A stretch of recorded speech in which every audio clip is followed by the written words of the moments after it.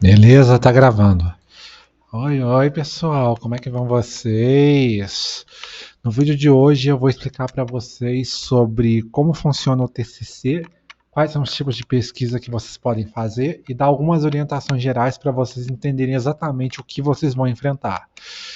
Então vamos lá. Primeiramente, eu não vou me estender muito. Vocês já sabem que TCC significa trabalho de conclusão de curso e é um trabalho que você tem que fazer como requisito obrigatório para você obter o seu diploma da sua graduação de nível superior. Então, e para muitos estudantes isso é um saco. E eu digo isso principalmente porque a maioria dos estudantes não está familiarizado com a escrita acadêmica, muito menos sobre a estrutura do trabalho, e muitas vezes isso pode gerar muitas dúvidas e confusões. E é justamente isso que eu vou ensinar para vocês. Primeiramente, eu vou mostrar só uma coisa muito importante para vocês, sobre os tipos de pesquisa que vocês podem fazer. Basicamente, isso não é uma verdade absoluta, porque o meu conhecimento também é um pouquinho vago, até onde eu sei.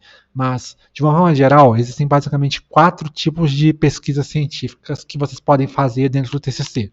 O TCC nada mais é do que uma pesquisa de cunho científico, e eu vou explicar para vocês algumas das diferenças entre elas. O primeiro tipo de pesquisa que a gente faz, e a mais comum de ser feita, é a monografia. E ela costuma ser feita através de 2 tipos de revisão: a revisão sistemática e também a revisão integrativa. Qual que é a principal diferença entre elas? Muito simples, mas antes deixa eu só explicar uma coisa. A palavra monografia vem de mono, que significa único, e grafia, que significa escrita. Ou seja, basicamente é um trabalho escrito que vai abordar sobre um único tema em específico. Então, vamos supor que você queira falar algo sobre, sei lá, uma microbiologia e a relação com algum transtorno mental. Você vai falar basicamente restrito a esse tema com base nas fontes que você coletar.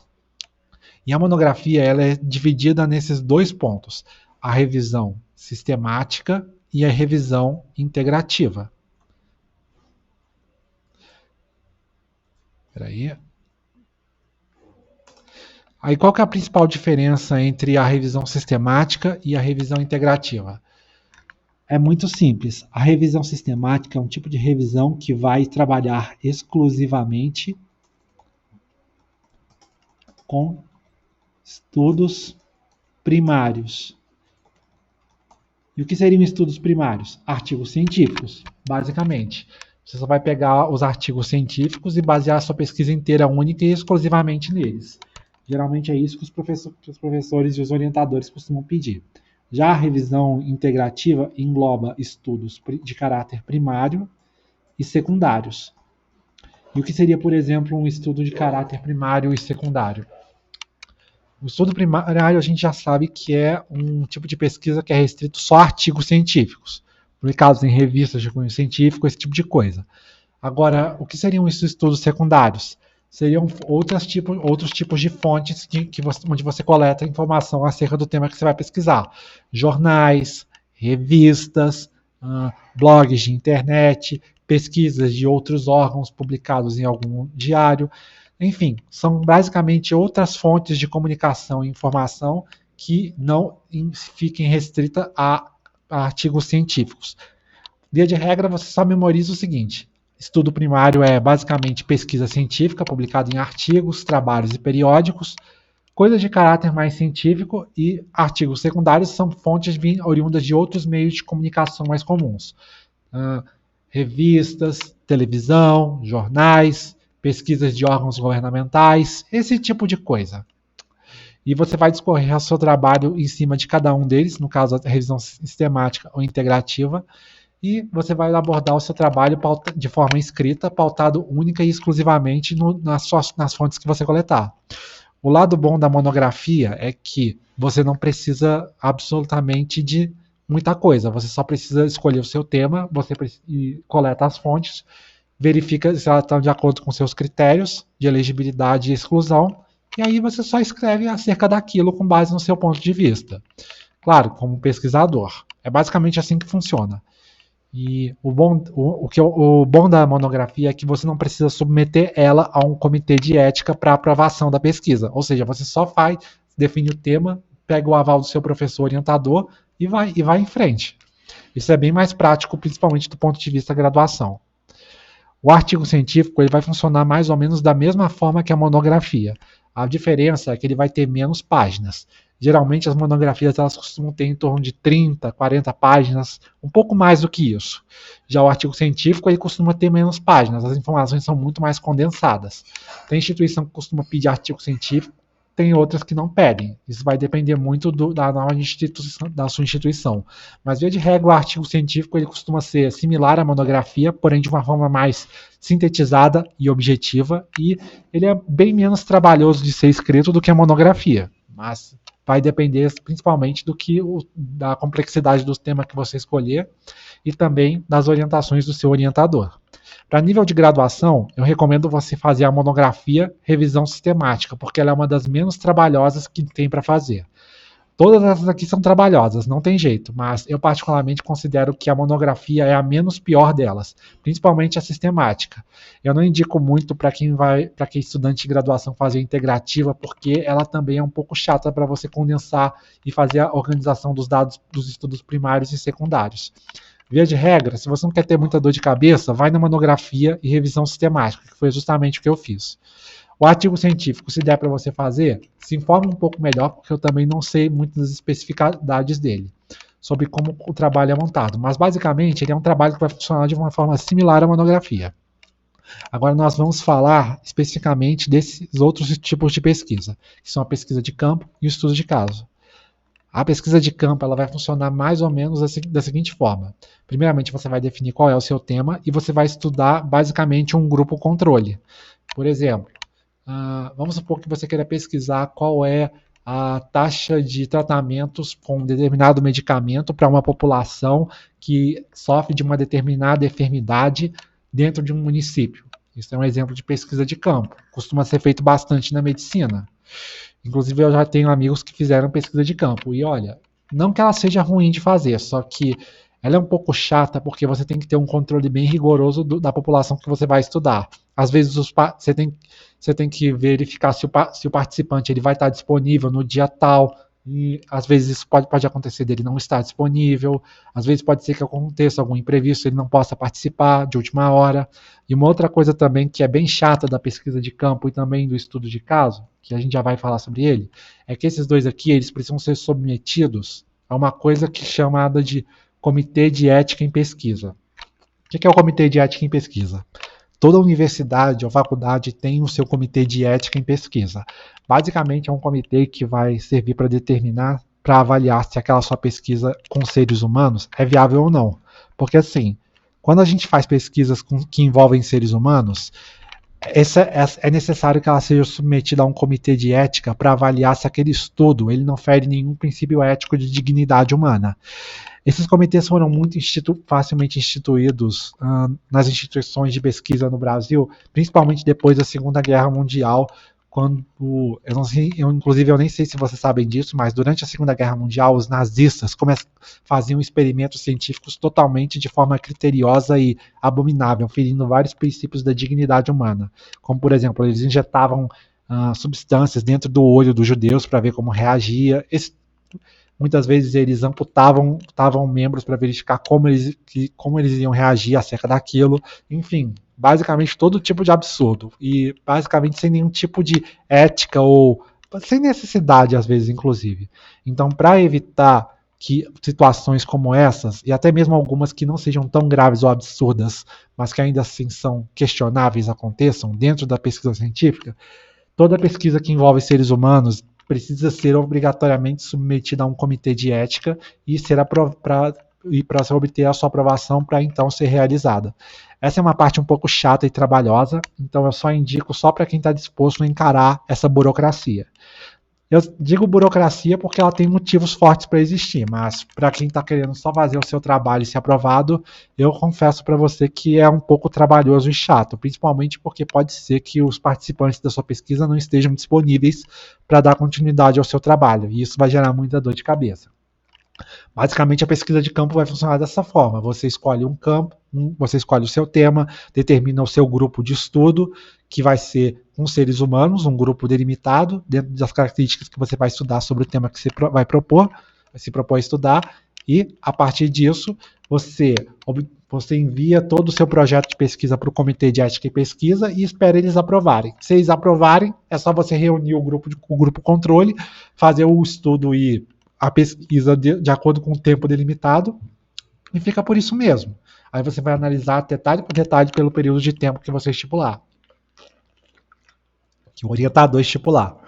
O estudo de caso ele vai funcionar mais ou menos da mesma forma que a pesquisa de campo. A diferença é que ele vai ser restrito apenas a um único indivíduo, de uma forma bem geral e simplificada.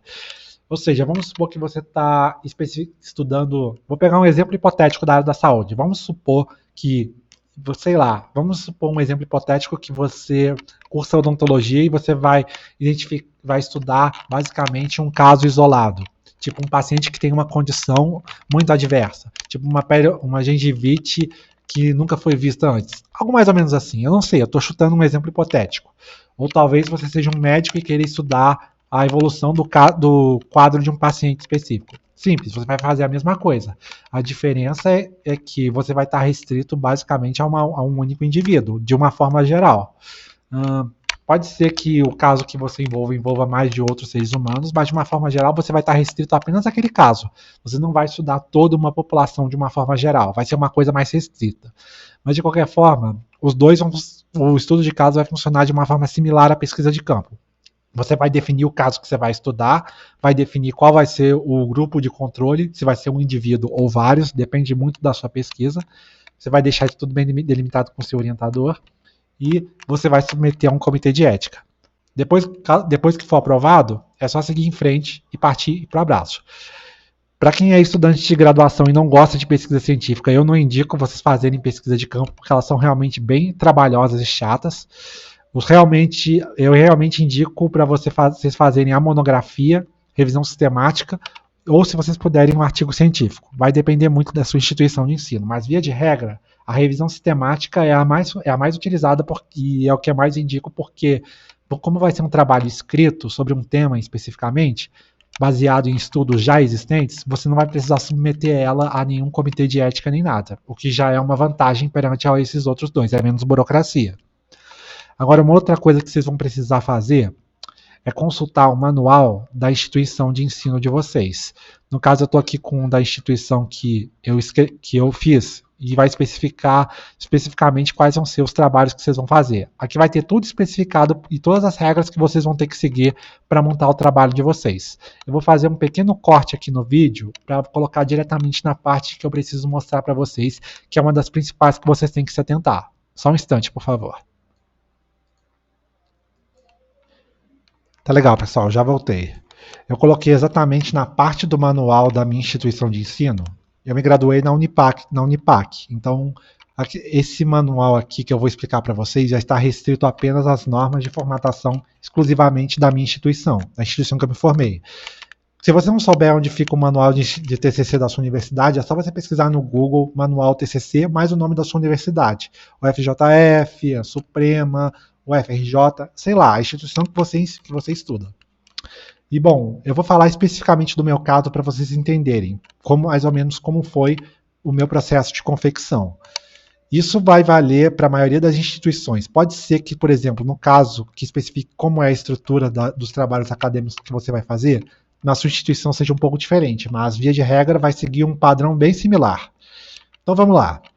Primeira coisa, eu vou falar especificamente desse vídeo da monografia, porque foi o tipo de trabalho que eu particularmente escolhi fazer. E inclusive eu até vou mostrar meu TCC para vocês daqui a pouco.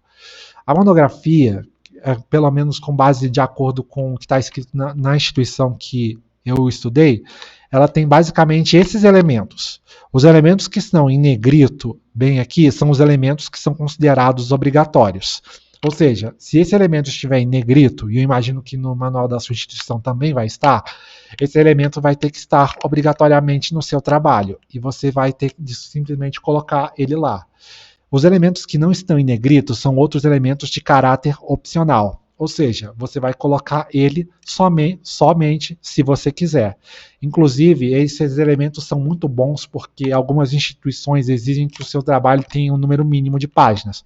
Por exemplo, a minha instituição ela não exige um número mínimo de páginas, não, mas ela recomenda que o trabalho tenha pelo menos um número mínimo de 30 páginas. Isso porque uns trabalhos acadêmicos, principalmente dissertação que tem poucas páginas, dão a impressão de que o pesquisador foi folgado e não foi muito a fundo na pesquisa. Isso é uma coisa que já tira muitos pontos, principalmente na hora de apresentar o TCC. Então, via de regra, eu recomendo para quem for fazer monografia colocar pelo menos um número mínimo de 30 páginas. Aí, se sobrou poucas páginas e você precisa completar, você coloca esses elementos aqui de acordo com a sua necessidade, que são opcionais. Mas enfim, seja como for.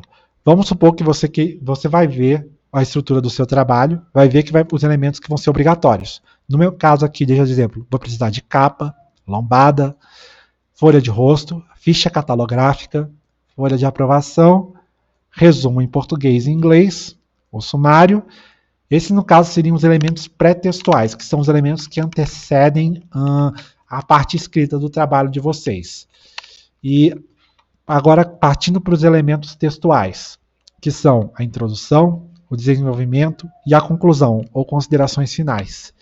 Eu já vou explicar para vocês como vamos escrever essa parte, porque eu sei que muitos de vocês têm bastante dificuldade nessa parte, mas já a gente chega lá. Vocês vão ver que vai funcionar de uma forma similar a uma redação de vestibular, mas logo a gente chega lá. Agora, os elementos pós-textuais, basicamente, o único que é obrigatório aqui, por exemplo, nesse exemplo, são as referências. Se você quiser, você pode colocar índice, anexo, apêndice, glossário. Esses aqui são opcionais. Pode ser que na sua instituição de ensino eles sejam obrigatórios, mas no caso da minha aqui, como está em negrito, é um elemento obrigatório. Então, basicamente, eu só sei que para confeccionar meu trabalho eu preciso da capa, da lombada, da folha de rosto, ficha catalográfica, folha de aprovação, resumo em inglês e português, sumário, introdução, desenvolvimento e conclusão e referências. Basicamente só isso, com base, é claro, na aba da BNT. Eu vou fazer só uma pausa aqui agora, inclusive eu até recomendo que vocês pausem um pouquinho e tomem uma água, porque esse vídeo vai ser um pouquinho longo. Só um instante que eu já volto, que tem mais um ponto desse material aqui que eu preciso mostrar para vocês. Só um instante, por favor. Tá bom, pessoal, já voltei. E antes da gente continuar e partir para o meu TCC para eu mostrar para vocês como foi feita a minha estrutura, eu quero só fazer uma observação acerca das referências. Varia muito de instituição para instituição, mas o que acontece é que na maioria das instituições eles costumam exigir que a formatação dos textos estejam no formato da BNT e as citações e referências eles podem manter o formato da BNT ou exigir uma outra norma de formatação. Vai depender muito de curso para curso. Por exemplo, no curso de Direito da minha faculdade, eles exigem que eu utilize a formatação dos textos da BNT e as citações e referências também da BNT. Aí, no caso, eles utilizam um sistema alfabético de citação. E vai estar especificado como as referências devem ser reunidas no trabalho. No meu caso, está mais ou menos especificado aqui, como fazer. No meu caso, por exemplo, que eu sou um profissional de saúde, eu sou dentista a propósito, como funcionou para o meu caso? Geralmente, na minha instituição, os cursos da área da saúde adotavam o seguinte padrão. Os textos tinham que estar no formato padronizado da BNT. Agora, as citações, elas tinham que estar em um formato Vancouver. A diferença, a citação em formato Vancouver, ela não é muito diferente da ABNT, não. A única diferença é que ao invés de utilizar um sistema de referência alfabético, como acontece na ABNT, ela utiliza um sistema numérico. Como é que é esse sistema numérico? Tem o padrão específico da referência lá, porém a forma como ela é citada através de números.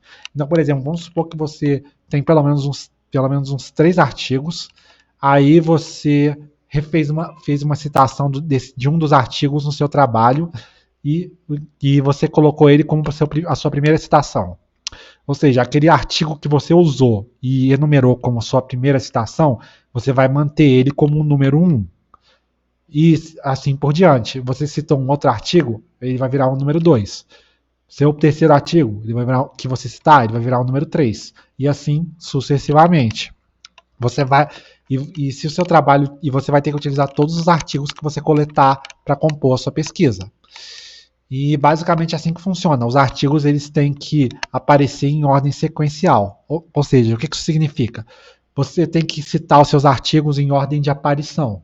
Ou seja, você tem que citar, se você utilizou um artigo lá no começo do seu trabalho, ele vai virar o artigo número 1. Se você citou um outro artigo depois dele, ele vira o número 2, o artigo seguinte, 3, 4, 5 e assim por diante. Você tem que manter essa numeração, essa sequência numérica muito bem padronizada no seu trabalho, porque isso é uma coisa que é avaliada. Os artigos têm que ser referenciados em ordem sequencial crescente, de 1 até a quantidade estipulada. Tem que tomar bastante cuidado com isso, porque senão você vai acabar se confundindo e acabar se lascando depois para conseguir colocar tudo em ordem. Eu digo isso porque eu coletei os meus artigos assim de uma forma, do jeito que eu tinha coletado, e eu fui citando eles de acordo com o que estavam na lista que eu organizei no Windows, no explorador de arquivos do Windows. Só que eu não tinha me atentado a esse detalhe, que eles tinham que estar em ordem de aparição. Aí eu tive que fazer toda uma gambiarra para conseguir reorganizar eles. Nossa, foi uma baita dor de cabeça. Inclusive, tomem cuidado com isso. Mas enfim, deixando esses detalhes um pouco de lado, eu vou mostrar para vocês aqui a estrutura do meu TCC, como foi ele, e eu vou explicar para vocês como eu montei o meu, para vocês saberem se orientar e como compor o seu, caso você tenha alguma dificuldade. Então vamos lá. Primeiramente, esse aqui é o meu TCC. Ele tinha outros 2 alunos aqui comigo, só que eu excluí o nome deles justamente para não expô-los. Tem instituição que deixa você fazer o TCC sozinho, tem outras que exigem que vocês façam em equipe. Eu já vi instituição de ensino que exigiu que até grupos de 10 fizessem o TCC. Poxa, gente, imagina, né? Isso aqui é um surubão, né? Na prática, quem faz são poucas pessoas mesmo. Seja como for, vamos deixar essas piadas de lado. Eu vou explicar para vocês agora como o meu TCC foi montado e o que vocês vão fazer para não ter dor de cabeça na hora de confeccionar os seus, porque eu sei que vocês têm muita dificuldade com estrutura. Então vamos lá. Primeira coisa, a gente tem os elementos, eu vou deixar aqui aberto o painel de navegação para a gente já ir se orientando. E eu organizei ele mais ou menos da forma que está escrito aqui no painel de navegação. Só um instante, vou beber uma água.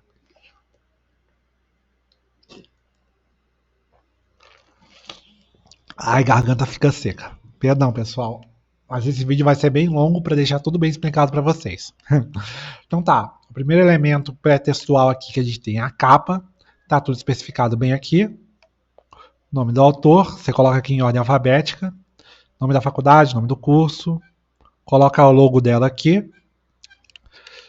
Coloca o título do seu trabalho na parte central aqui da capa. Coloca a cidade em que o trabalho foi feito e o ano. Aí você dá continuidade à folha de rosto. Geralmente, esses trabalhos aqui... nossa, nem sei nem de onde veio esse número aqui, mas beleza. Geralmente, esses trabalhos, eles costumam já vir com uma norma de formatação já especificada pela coordenação do seu curso. Eles provavelmente já devem ter enviado um documento para você com uma espécie de folha padronizada para vocês, algo assim. Aí é só você dar um Ctrl+C, Ctrl+V e fazer a formatação do jeito certo. Eu não coloquei ainda um vídeo nessa playlist sobre como fazer a capa e a contracapa, mas qualquer coisa é super intuitivo, vocês conseguem achar em qualquer lugar, em qualquer outro vídeo no YouTube. Qualquer coisa vocês podem pegar um modelo já pronto, de acordo com as instituições de ensino, e fazer Ctrl+C, Ctrl+V, igual. Faz os dados que são obrigatórios aqui nos elementos pré-textuais. Aqui, ó, esse aqui é um dos elementos que foi obrigatório do meu texto. No meu caso, eu coloquei aqui na mesma página que esses outros elementos aqui, que são a identificação dos autores e do orientador. Mas você também pode colocar, por exemplo, na página seguinte, se você quiser. Geralmente, eles exigem que a gente coloque o resumo, e a gente coloca assim, de uma forma bem resumida sobre como o trabalho vai ser. Basicamente, essa parte aqui é como se fosse uma espécie de convite para dizer ao autor sobre o que você vai discorrer no seu trabalho. Assim que funciona. Essa parte aqui são as palavras-chave, basicamente os descritores que a gente utiliza, que se identificam cada um deles. Descritores são palavras-chave que a gente usa para fundamentar as pesquisas e a gente joga nos bancos de dados para coletar os nossos artigos científicos. Eu ainda vou fazer um vídeo especificando sobre eles. Mas basicamente, para você colocar aqui, você pega os descritores ou palavras-chave que você usou para jogar nos bancos de dados para coletar os seus artigos, de acordo com seus critérios, e você coloca o código deles, que é o DEX, na versão em português, Descritores em Ciências da Saúde, que foi no meu caso. Pode ser que se o seu curso for de uma outra área, tipo direito, você seja de uma orientação diferente, mas aí você vai verificar de acordo com o seu orientador e o professor que leciona a disciplina de TCC para você. No meu caso, como foi um curso de saúde, eu usei um descritor em ciência da saúde, joguei lá no site do Dex e coletei o código desse descritor e coloquei aqui. Vocês vão colocar mais ou menos do jeito que está aqui. Vão colocar o resumo em inglês. Aí é super simples, é só você jogar no Google Tradutor, dar o resumo que você colocou aqui, dar um Ctrl+C, Ctrl+V e vocês vão colocar os descritores em inglês também. Mesma coisa. Palavra-chave, tudo em inglês. Sumário, eu já ensinei vocês como fazer uns vídeos atrás, não vou me estender muito nesse assunto, mas como vocês podem ver, o meu já está organizado, vai ter que ficar mais ou menos desse jeito no seu trabalho, elemento obrigatório, e aqui a gente finaliza os elementos pré-textuais. E a partir daqui a gente começa os elementos textuais obrigatórios. No meu caso, eu coloquei a introdução, e como vocês vão proceder mais ou menos na forma de escrever o trabalho de vocês. Simplesmente vocês vão escrever os documentos e as informações que vocês coletaram com as suas próprias palavras. E os textos eles vão ser organizados no formato de um texto dissertativo argumentativo. Basicamente é como se fosse uma redação de vestibular. Vai funcionar mais ou menos da seguinte forma. Você vai colocar uma definição com as suas próprias palavras, vai colocar uma citação, olha só, no caso aqui, só para mostrar para vocês. Espera aí. Por exemplo, isso aqui foi uma definição que eu fiz com as minhas próprias palavras, de forma imparcial e objetiva, na terceira pessoa. Nada de primeira pessoa, nada de eu acho, ele, aquele, não. Tudo aqui é na terceira pessoa. Você vai colocar tudo de uma forma imparcial e objetiva, como se você estivesse colocando em perspectiva. Como um texto dissertativo argumentativo. Você vai dissertar sobre a ideia e argumentar acerca dela logo depois. Olha só, de acordo, por exemplo, com o Manual Diagnóstico Estatístico de Transtornos Mentais, obra publicada pela APA, é definido como esse transtorno mental que se manifesta em diferentes graus. Aqui eu já coloquei a minha primeira citação, que está lá nas minhas referências. No caso, foi o primeiro artigo que eu citei. Ele está especificado aqui nas referências bibliográficas. Inclusive, eu vou mostrar aqui para vocês. Olha aqui, esse o primeiro artigo que eu citei. No caso, eu estou usando as referências formato Vancouver, e ele está citado bem aqui. Ou seja, eu peguei essa informação do meu artigo e eu discorri mais uma ideia acerca dele, um posicionamento da minha parte acerca dele. Geralmente é assim que funciona o texto dissertativo argumentativo. No caso, isso aqui não é bem uma dedução que eu fiz através do meu raciocínio, mas vocês entenderam. Vai funcionar mais ou menos da seguinte forma a estrutura do texto dissertativo argumentativo. Você vai jogar a informação que você coletou da sua fonte aqui e você vai discorrer a respeito dela logo em seguida com as suas próprias palavras. É assim que funciona um texto dissertativo argumentativo, é que nem vocês faziam na redação de vestibular. Não tem erro. Olha aqui, mais algum conjunto de citações bem aqui. No caso, foi o segundo artigo que eu coletei. E, novamente, eu fiz mais uma outra citação, fazendo referência à minha outra citação, correlacionando os artigos. E eu também fiz uma dedução com as minhas próprias palavras, com base naquela informação, justamente para dar sentido e embasamento. E eu fui fazendo basicamente esse processo ao longo de todo o trabalho. E assim isso pautou toda a minha argumentação. Ou seja, olha aqui, eu fiz uma introdução acerca de uma parte do meu tema, bem aqui, com esse parágrafo, com essas frases aqui. Depois eu fiz mais uma citação e coletei e referenciei os artigos de onde eu tirei essa informação e fiz uma dedução novamente acerca daquele trabalho de acordo com cada tópico dele. E basicamente foi assim que foi construída a minha argumentação. Eu fiz isso ao longo de todo o texto. Aí, bom, basicamente eu fiz a introdução justamente para contextualizar o meu trabalho com os meus avaliadores, os leitores que iam ler esse trabalho. E logo em seguida, a pedido do meu orientador, eu fiz um outro tópico que não era obrigatório, mas que o meu orientador indicou fazer, que é fazer um tópico chamado de revisão bibliográfica. Basicamente, eu vou reunir o máximo de informações que eu coletei nos artigos que eu coletei. No meu caso, eu coletei 30 artigos. E eu citei nesse tópico aqui todos os artigos que eu citei até o momento. Igual, por exemplo, vocês viram que eu já citei até no máximo 8 artigos aqui na minha referência. O que isso significa? Isso significa que todos os artigos que eu citei até então, eles estão nessa ordem sequencial. Então, o artigo 1 é o artigo 1, o artigo 2 é o 2, o 3 é o 3 e assim por diante. Ou seja, do primeiro artigo até o oitavo que eu já citei, eu vou manter o mesmo número de citação. E os que eu ainda não citei, eu vou manter a ordem que eles já forem aparecendo. Olha só, eu mantive os mesmos artigos que eu citei anteriormente e logo, aqui ó, o 12º artigo e o 13º já apareceram bem aqui, na forma como eu ainda citei.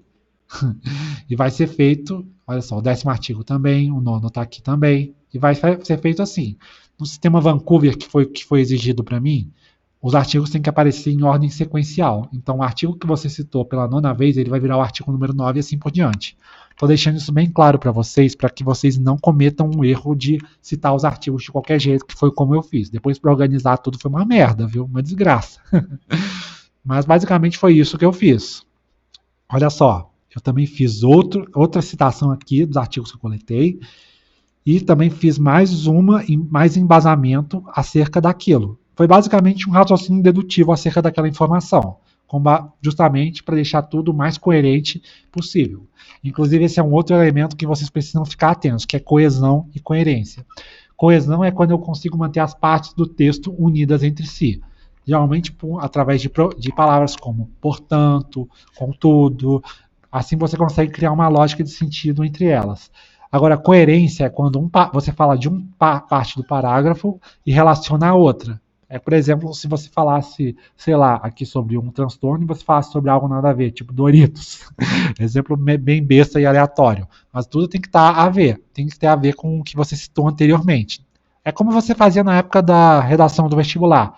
Lembra quando o professor te falava que tinha que ter coesão e coerência entre os parágrafos? Os parágrafos tinham que se relacionar, um tinha que ter coerência com o outro. É a mesma coisa.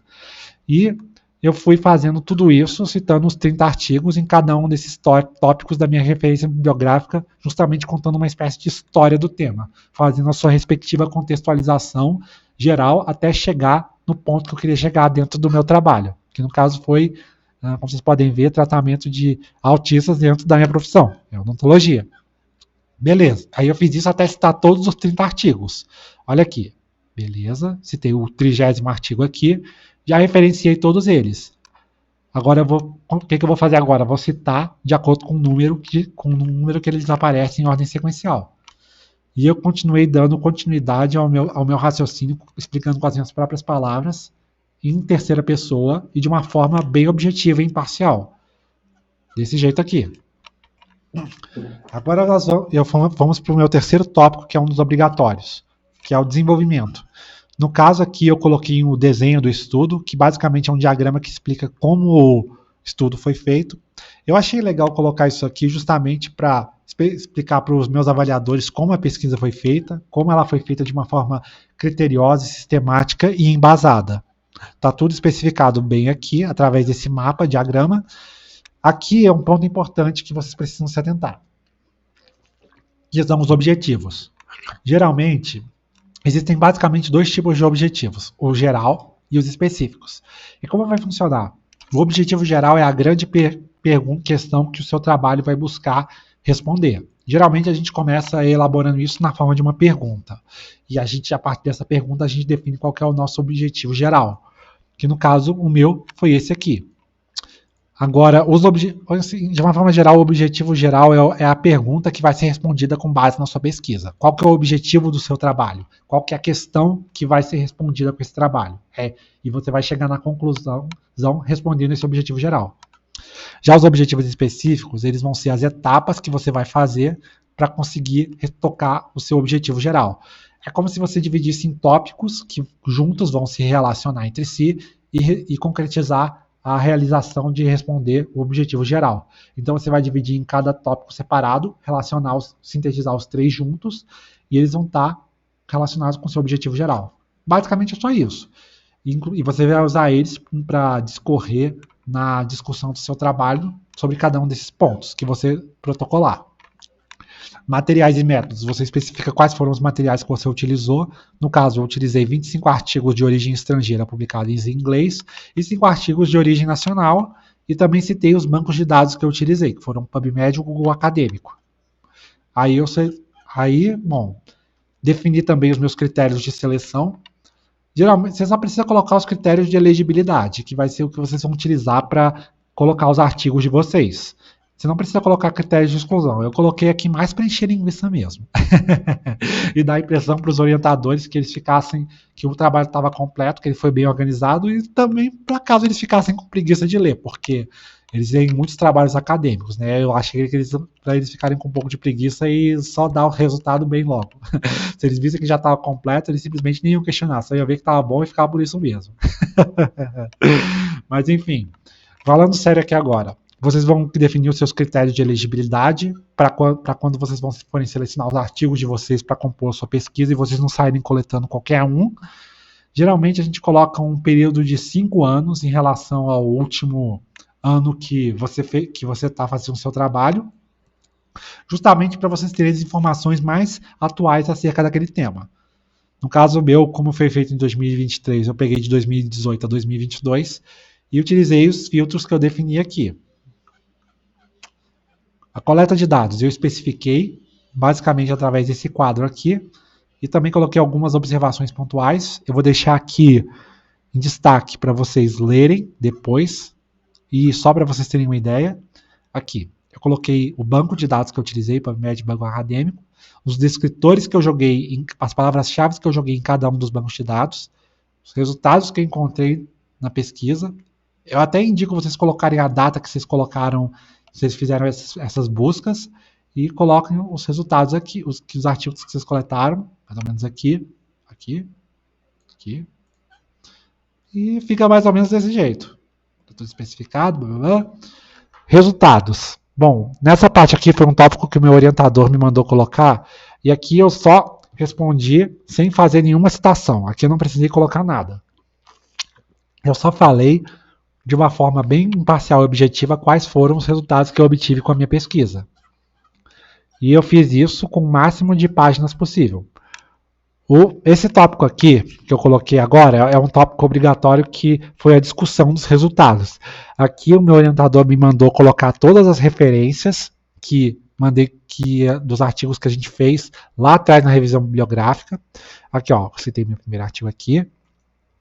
E basicamente eu fiz aquilo que eu ensinei para vocês. Eu fiz a citação e eu fiz um raciocínio dedutivo acerca dela, da mesma forma que a gente faz num texto dissertativo argumentativo. Igual, por exemplo, olha só aqui. Eu tenho uma citação, uma referência a um artigo, onde eu referenciei o artigo de onde eu tirei essa informação e eu fiz uma dedução acerca dela. E o TCC é basicamente assim que funciona um trabalho dissertativo argumentativo. E eu fui discorrendo sobre cada um dos pontos, basicamente bem aqui. Fiz isso ao longo do texto inteiro, colocando o máximo de informação que eu podia ao longo de todo o texto, mantendo sempre coesão e coerência e fazendo um texto dissertativo argumentativo acerca dele, acerca de cada citação, mantendo coesão e coerência entre cada uma delas. Ou seja, eu fiz que nem a gente faz redação de vestibular. Não foi nada muito trabalhoso. A parte chata foi só organizar todos os artigos e também as ideias, porque era muita coisa para falar, mas não é nada demais não. Agora indo aqui, considerações finais. Nessa parte aqui você vai só sintetizar tudo que você colocou, você não vai fazer nenhuma citação ou referência, e você só vai colocar ela no máximo em uma folha. E o mínimo de os parágrafos tem que ser os mais curtos possíveis, tudo de uma forma bem sintetizada e objetiva. No meu caso eu coloquei só 3 parágrafos mais ou menos com o mesmo tamanho, e eu finalizei com as minhas próprias palavras desse jeitinho aqui. Aí, por fim, eu coloquei as referências bibliográficas em ordens de aparição. Deixei tudo organizadinho, como um mando figurino. E acabou o meu trabalho. Ou seja, TCC basicamente é só isso, pessoal. Não é nada do outro mundo. E, como vocês puderam ver, o meu trabalho está bem desenvolvido, bem organizado. E só a título de curiosidade, os trabalhos na época que eu apresentei eram avaliados de 0 a 100. Esse trabalho aqui, ele ficou com 90 pontos. Ou seja, 9 de 10. Só não foi um 10 perfeito porque ele foi aprovado com algumas restrições. Era coisa de praxe. Isso acontece com a maioria dos trabalhos que são submetidos. É muito difícil alguém passar com TCC sem restrições ou no máximo 100%.